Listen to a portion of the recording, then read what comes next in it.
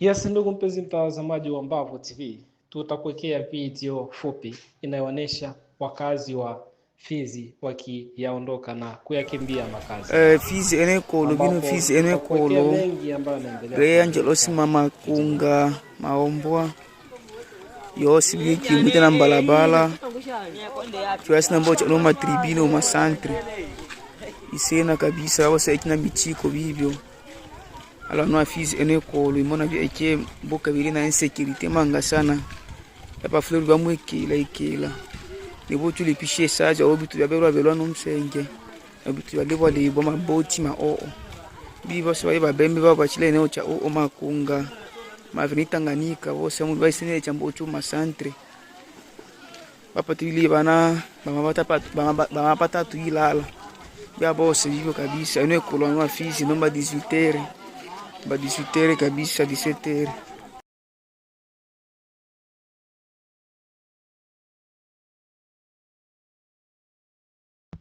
Yes, mpenzi mtazamaji wa Mbavu TV, hao ni raia wa Fizi ambao wanaendelea kuyakimbia makazi yao kutokana na hali ya wasiwasi inayoendelea kushuhudiwa mashariki mwa nchi hiyo.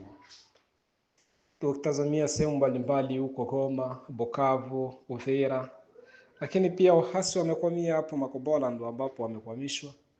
Hali inaendeleza wasiwasi kabisa mashariki mwa nchi hiyo, huku watu wengi wakiwa wanajiuliza iwapo Marekani kwa kweli itatimiza kile ambacho ilikiahidi, na kwa nini mpaka sasa Marekani hajaingilia hilo swala kati, tofauti na mikataba ambayo imewekwa huko Washington. Lakini mpaka sasa Marekani hajaonyesha kwa vitendo kwa kile ambacho aliahidi taifa la Kongo pamoja na Rwanda kwamba atazipa amani.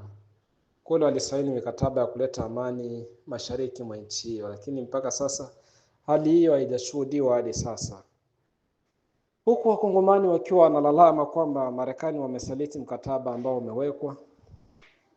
Mashirika mbalimbali yakiendelea kulaani vitendo hivyo, na watu mashuhuri pamoja na marais wa nchi zingine wakiendelea kusema kwamba ni aibu kubwa kwa taifa kama Marekani kuahidi kitu ambacho mpaka sasa ameshindwa kukitimiza, kwa sababu ilikuwa ni baada ya siku chache tu mkataba kusainiwa kule Marekani.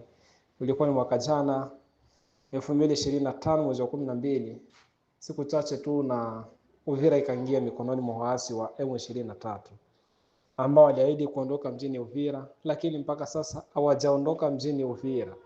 Watu wengi wanaendelea kujiuliza msimamo wa Marekani koje, ijapo Marekani iliwalazimisha waasi kwamba watoke kwenye maeneo hayo, lakini waasi walionekana kudanganya Umoja wa Mataifa kwamba wametoka kwenye maeneo hayo kutokana na shinikizo ambalo walikuwa wamepewa.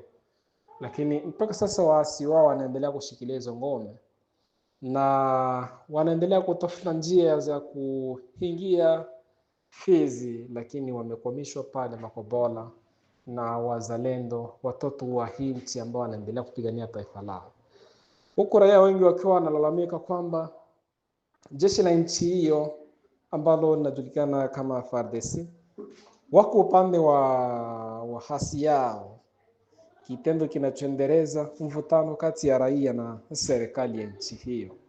Mpaka sasa rais hajaonyesha msimamo wowote iwapo atashambulia waasi yao au la. Watu wanaendelea kujiuliza, je, rais yuko upande wao au vipi? Kwa sababu asingekuwa upande wao, kwa nini anashindwa kuchukua maamuzi ya kushambulia? Sasa hiyo hali inaendelea kukatisha tamaa kwa raia wengi ambao wanaendelea kuyakimbia makazi hayo kutokana na serikali kutoonyesha msimamo wake wa moja kwa moja kushambulia. Tukichukulia taifa la DRC, ni taifa ambalo ni la 9 kwa vifaru barani Afrika. barani Afrika, lakini mpaka sasa rais wa nchi hiyo hajaonyesha chochote kuhusiana na uvamizi ambao unaendelea kushuhudiwa mashariki mwa nchi hiyo. Lakini inadaiwa kwamba rais alisaini mikataba